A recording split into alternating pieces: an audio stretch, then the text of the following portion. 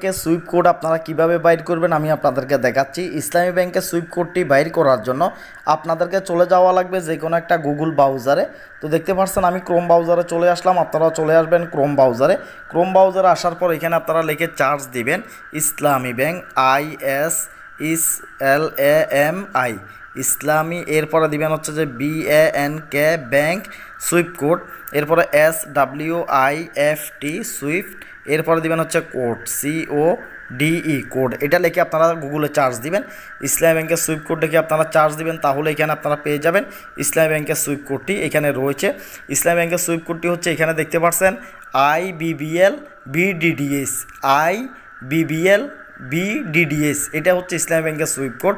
আর কোনো সংখ্যা দেওয়ার প্রয়োজন নাই, সাথে যদি কোনো সংখ্যা থাকে 1 2 3 বা 12 13 এরকম সংখ্যা থাকলে সেটা হচ্ছে শাখা কোড। শাখা কোড দেওয়ার কোনো প্রয়োজন নেই, আপনারা ইসলামী ব্যাংকের কোড দিবেন IBBL BDDS, এটা দিলে হয়ে যাবে, টাকা ব্যাংকে ট্রান্সফার হয়ে যাবে।